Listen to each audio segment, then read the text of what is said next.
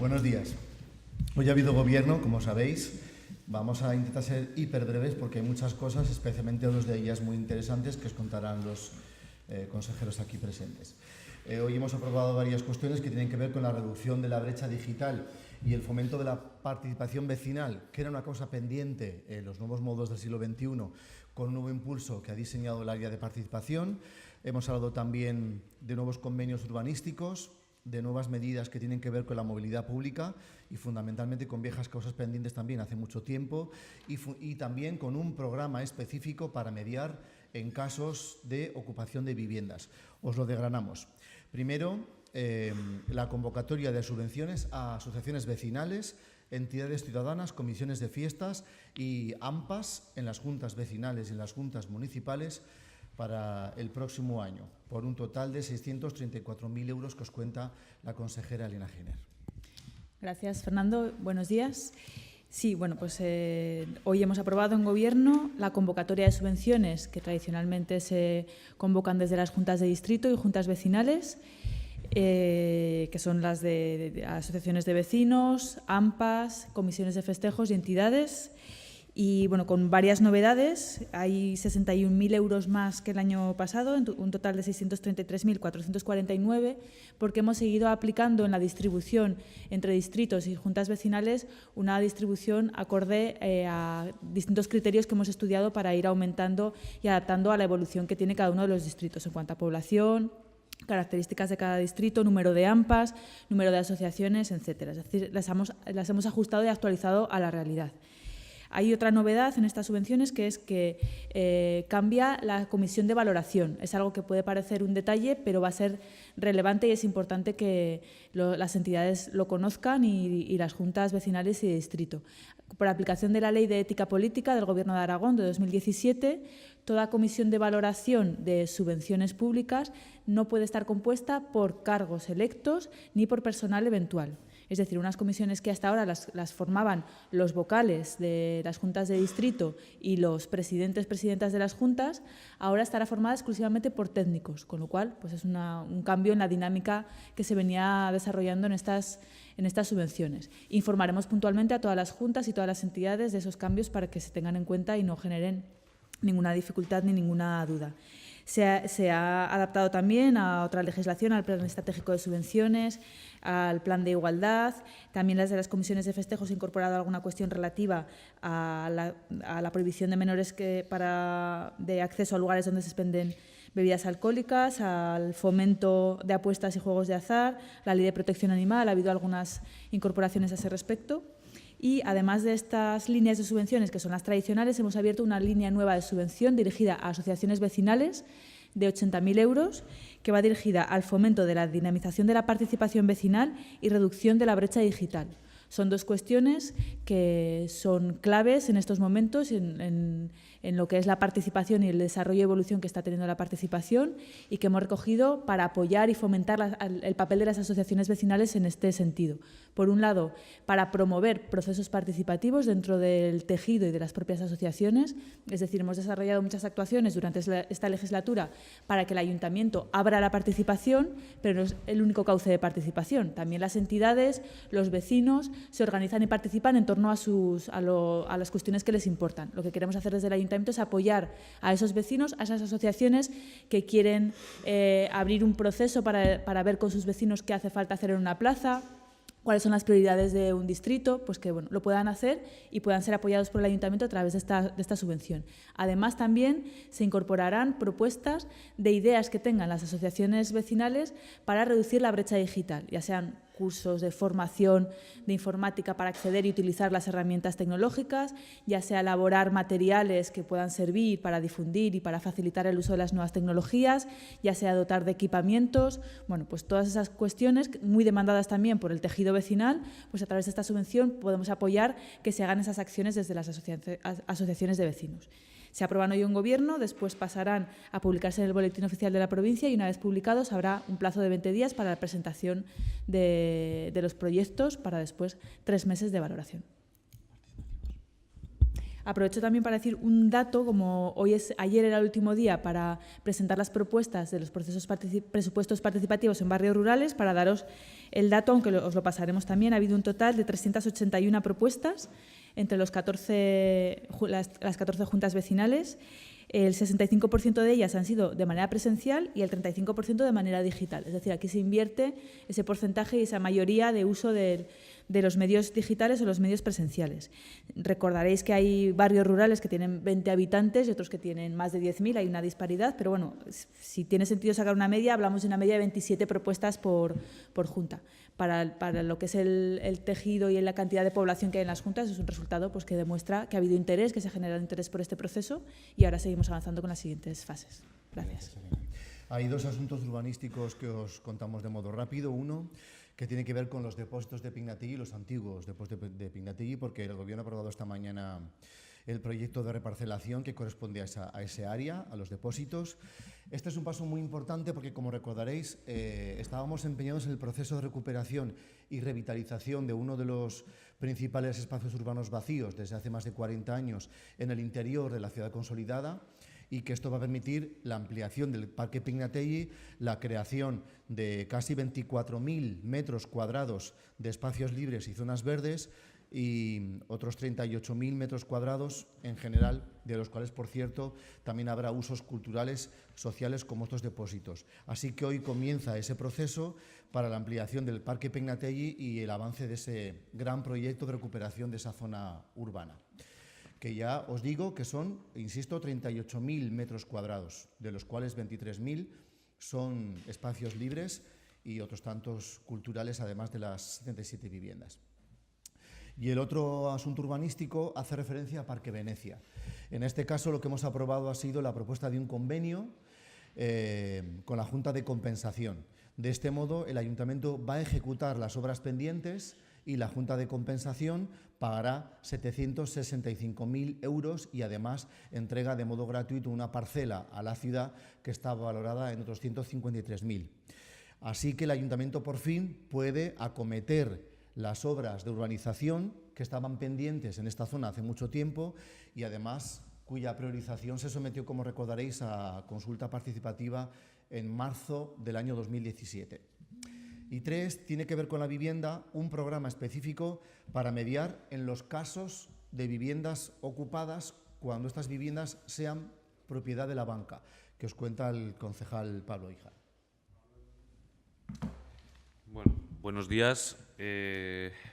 Ya sabéis o conocéis en alguna ocasión que os hemos planteado que llevábamos ya tiempo, en concreto yo creo que prácticamente más de un año trabajando en un programa a incluir en la Oficina Municipal de Vivienda, y no solo en la oficina, sino en los servicios municipales correspondientes, y creemos también con una necesaria coordinación institucional con otras instituciones. Esto en referencia directa a Gobierno de Aragón, Administración competente en materia de vivienda, que en estos momentos además está discutiendo una nueva ley de vivienda. Como sabéis, los efectos de la crisis y de la emergencia habitacional que se ha sufrido, primero la situación de explosión de la burbuja inmobiliaria, después incluso los procesos especulativos que están viviendo en torno al alquiler, bueno, por lo que nos encontramos y confirman tanto entidades sociales como nuestros propios servicios municipales competentes en esta materia, lo que nos indican es que hay una mayor cronificación de la pobreza y de la exclusión social y, por ende, también de la exclusión residencial, y, por tanto, cada vez hay más bolsas de población que no pueden acceder a una vivienda de manera, como se llamaría, normalizada a través del mercado, es decir, a través de contraer una hipoteca o a través de contraer un contrato de alquiler.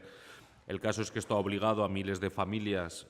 Se calcula que en todo el Estado español hay cálculos que hablan de unas 260, 70.000 personas viviendo sin título de propiedad o contrato de arrendamiento, es decir, ocupando una vivienda vacía.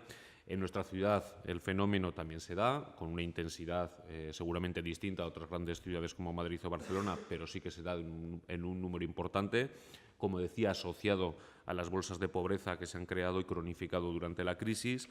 Y siempre hemos planteado que la Administración local, y creemos que el resto de administraciones, tanto Gobierno central como autonómicos, no pueden seguir mirando hacia otro lado mientras una parte importante de la población queda en exclusión respecto al acceso a una vivienda.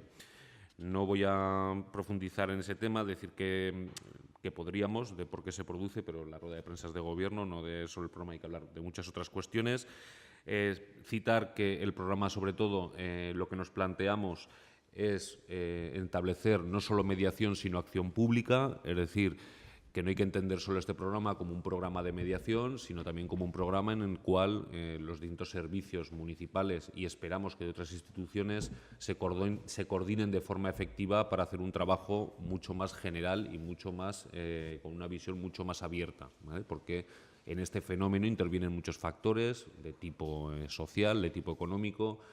Influyen también las prestaciones, las negaciones de prestaciones a estos ciudadanos y ciudadanas que se ven obligados, porque quiero recordar que vivir una vivienda ocupada no es una elección, sino que es una situación vital que muchas familias tienen que tomar porque no hay posibilidad de que habiten otro tipo de vivienda. Quiero recordar que nos referimos siempre a viviendas en manos del sector financiero o en manos de las grandes inmobiliarias, que quedan excluidas de este programa de mediación y acción pública las viviendas particulares y las viviendas públicas. Y, de manera muy resumida, lo que pretende el programa es, primero, que haya una atención integral a estas familias, que tengan los recursos económicos mínimos para poder salir adelante, que tengan un trato ni mejor ni peor, pero un trato normalizado en el trato que les damos las administraciones públicas, detener la criminalización a la que se ven sometidos en mucha ocasión de forma muy injusta muchas familias que se ven obligadas a vivir en esta situación, y foto final, que debería de ser la regularización de situaciones, de que se acabara la irregularidad de tener familias viviendo sin contratos, sin títulos de propiedad, y, por tanto, el objetivo sería, de acuerdo a la mediación y acción pública, conseguir contratos de regularización del sector financiero hacia estas familias u otro tipo de soluciones habitacionales. Un resumen muy rápido, tendremos ocasiones de ir explicando este programa. Este programa entrará en vigor a lo largo de este año. Ahora nos queda descender el balón al terreno de juego y realizar protocolos de actuación que afectan a un montón de servicios municipales, y esperemos que también de otras administraciones, en concreto servicios sociales, policía local, padrón. Es decir, aquí ahora hay que hacer una serie de protocolos que estarán en septiembre y octubre, y, como decía, tendremos oportunidad de ir desgranando este programa y de ir explicando en qué consiste. Ya hemos realizado foros con entidades sociales. Yo creo que hay un alto grado de consenso en la necesidad de este programa, y, sin más, pues este es el primer paso adelante para que entre en vigor, como ya anunciamos, a lo largo de este 2018.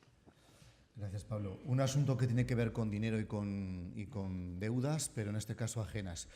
Recordaréis que desde el año 2008 el Ayuntamiento de Villamayor de Gállego tiene una deuda con este ayuntamiento que ha ido sumándose cada año porque nunca se solventaba, y que llegó a ser de 1,3 millones de euros. Básicamente era una deuda acumulada por el abastecimiento de agua y basuras que no pagaban, y también la de vertido, que surtía del servicio del Ayuntamiento de la ciudad, pagado con dinero de los zaragozanos y zaragozanas, pero que Villamayor no pagaba. Bueno, hay un acuerdo, hemos llegado a un acuerdo, Villamayor y Zaragoza, del modo siguiente. Este año 2018 van a hacer un ingreso de $500.000 de euros por estos conceptos, y el convenio establece que además pagarán otros 250.000 en 2019, 190.000 en 2020, 190.000 en 2012 y 188.000 en 2022. Total, 1.318.312,82 euros. Digo que es muy importante porque 10 años después de no conseguir y a veces ni intentar un acuerdo, lo hemos solventado ahora mismo. A partir de ahora están pagando de modo regular sus costas, y de este modo lo que hacen es solventar la deuda que tenían desde hace 10 años. Y luego algunos asuntos menores, la mayoría los veréis en la nota de prensa que os han pasado, pero me gustaría citar por lo menos dos que tienen que ver con el bus. Hemos aprobado comprar e instalar equipos automáticos de extinción de incendios en 103 buses de la flota municipal. ¿Esto es muy importante? Sí, mucho. Recordad que una de las cosas que nos han destrozado la flota municipal tiene que ver justamente con que el excesivo uso, los excesivos años más de la cuenta y la excesiva temperatura de la ciudad hacía arder los autobuses urbanos. Bueno, de este modo, los nuevos modelos ya lo llevan incorporado, los viejos no. Vamos a comprar 103 equipos para 103 autobuses que eviten recalentamientos de los motores y así de paso eviten los incendios. Y vinculado con el tranvía, la instalación de una zona de descanso para conductoras y conductores del tranvía, en principio fin de parada en Valdespartera, que es una de las reivindicaciones también que tanto los trabajadores del bus como los del tranvía tenían también hace tiempo y a los que el Gobierno se comprometió y que vamos solventando casi cada mes. Esta vez, en principio, y fin de parada de Valdespartera para la plantilla del tranvía. Y alguna cosa más que veréis en la nota que se os ha pasado. Si tenéis preguntas sobre lo contado y después sobre otras cosas, pues adelante, por favor. Ana, perdona que...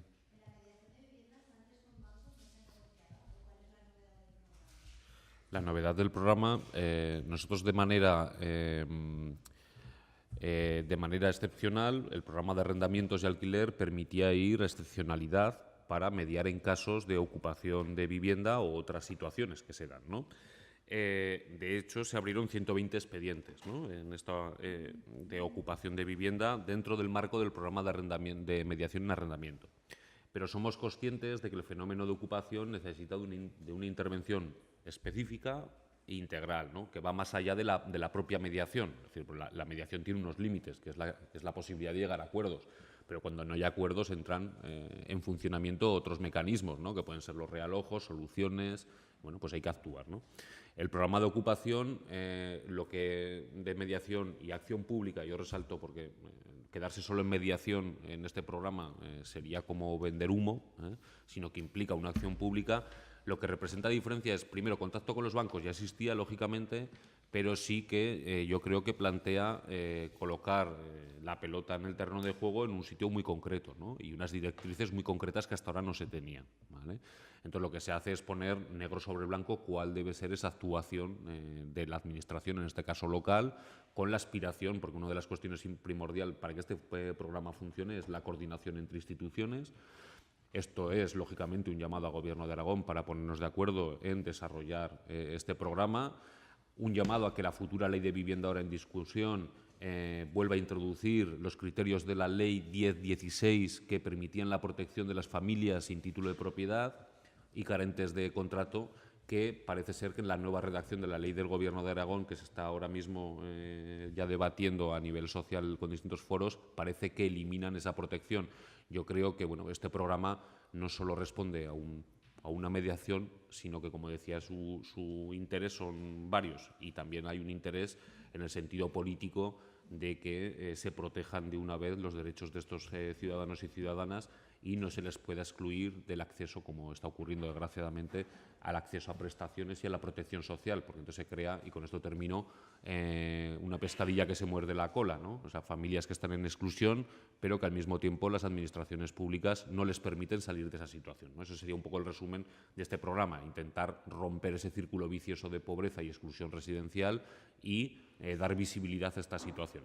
Más allá de que, lógicamente, ya nos hemos cansado de hacer ese llamamiento a las entidades financieras, que, lógicamente, lo que nos gustaría es que hubiera un mayor grado de regularización de situaciones en lugar de apostar por la vía de la judicialización, en este caso por la vía penal contra familias de nuestra ciudad.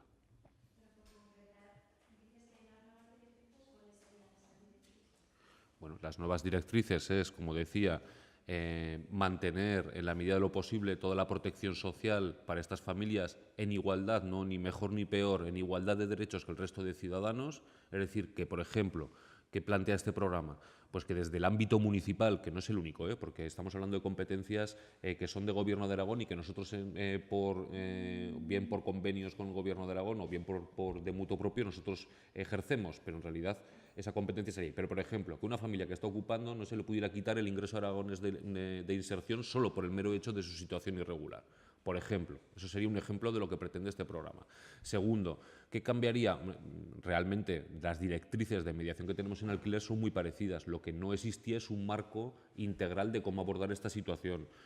Cuando vayamos avanzando en septiembre y octubre habrá protocolos con todos los servicios, que eso incluye padrón, policía local en las intervenciones que se realizan en este tipo de inmuebles. Y a nivel de soluciones, lo que nosotros le planteamos en este programa, como decía, es la apuesta por la regularización de situaciones. Es decir, porque yo creo que lo más grave de lo que le ocurre a estas familias es la indefensión y la situación en el limbo en el que quedan, ¿no? De una exclusión casi total y una ruptura de relaciones con la Administración, en el sentido que la Administración no le reconoce su situación, no les da prestaciones, con lo cual estas familias se quedan prácticamente abandonadas en un rincón, ¿no? Y eso es lo fundamental de este programa. ¿Alguna cosa más? En el tema del tranvía, es resolver las alegaciones, no sé si es acoger nuevas aportaciones que hacen las asociaciones o un poco qué es lo que se ha hecho. Todas las alegaciones al estudio de viabilidad que tienen que ver con la línea este-oeste han sido respondidas, todas. Así que se cierra el procedimiento como tal, es lo que dice la norma, y la siguiente fase va a ser la redacción del anteproyecto de lo que se llama línea 2 del tranvía, que está en marcha, es decir, el final del estudio de viabilidad, ¿os acordáis? Y la redacción del anteproyecto que deriva de ese estudio, perdón, de este proyecto de estudio de viabilidad, que quedó congelado, sí.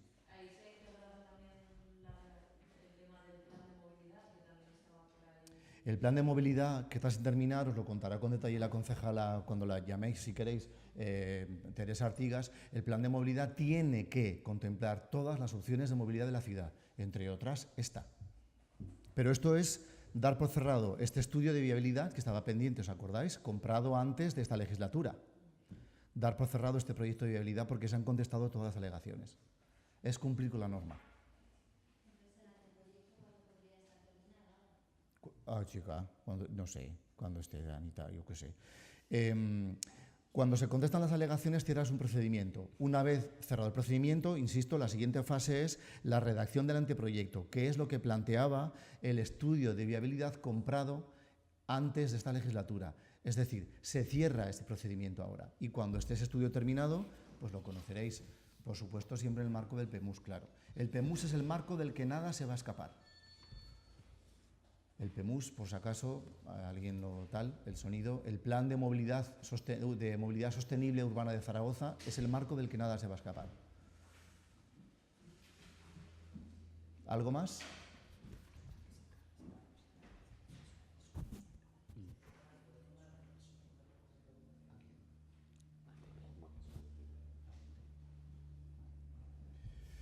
Nos gustaría decir una cosa más, si no tenéis más preguntas, se acaba de presentar, hemos visto ahora mismo una moción de censura en el Congreso de los Diputados y Diputadas al Gobierno de Rajoy, por fin, lo ha hecho el PSOE. Ya sabéis que es una petición que el grupo que nos representa en el Parlamento como organización, que es Unidas Podemos, ha pedido en 3 ocasiones, pero no era quien para presentar la moción, porque sabéis que la norma establece que es el grupo mayoritario el que debe hacerlo. Por eso, Unidos Podemos pedía que se presentara, pero no podía presentarla. El PSOE lo acaba de hacer. Nos congratulamos, ya era hora. No podemos tener un país gobernado por un partido que es reconocidamente una banda criminal, condenada ayer en la trama Gürtel. Por cierto, a la misma hora en que los grupos municipales de la oposición, todos se hacían una sonriente foto con Jorge Azcón, que según el lenguaje no verbal, estaba en el centro como si fuera el líder de la cosa. ¿Por qué digo todo esto y lo hilo?